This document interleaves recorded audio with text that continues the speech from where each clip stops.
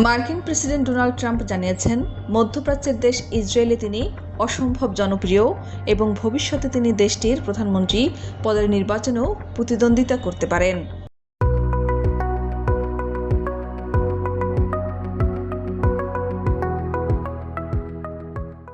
20 মে মার্কিন coast guard একাডেমির বার্ষিক সমাবর্তন অনুষ্ঠানে যোগ দেওয়ার আগে উপস্থিত সাংবাদিকদের সঙ্গে আলাপকালে তিনি এই মন্তব্য করেন।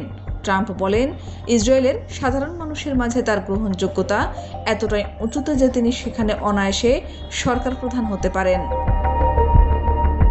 ট্রাম্প আরও বলেন, আমেরিকার প্রেসিডেন্ট হিসেবে আমার মেয়াদ শেষ করার পর হয়তো আমি ইসরায়েলে যাব এবং দেশটির প্রধানমন্ত্রী পদের জন্য নির্বাচনে লড়াই করব, কারণ আমি একটি নতুন জনমত জরিপ দেখেছি যেখানে ইসরায়েলের প্রায় 99% মানুষ আমার প্রতি পূর্ণ সমর্থন প্রকাশ করেছেন।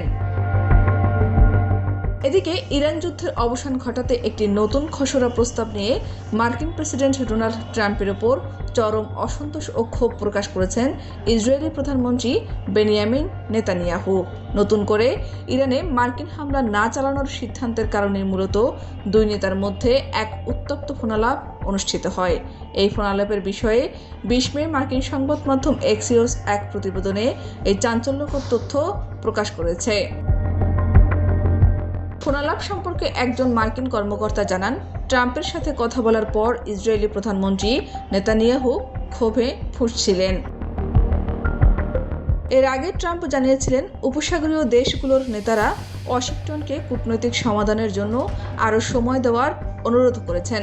এই কারণে তিনি ইরানে পরিকল্পিত একটি বড় ধরনের হামলা স্থগিত করেছেন। ট্রাম্পের এই সিদ্ধান্তের পরই নেতানিয়াহুর সঙ্গে তার ওই ফোনালাপটি হয়।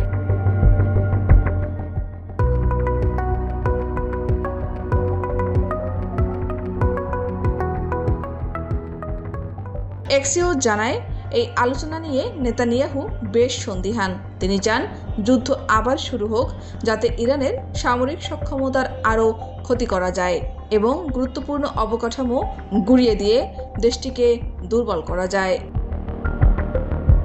শাহনাজ পারভীন, দেশ রূপান্তর।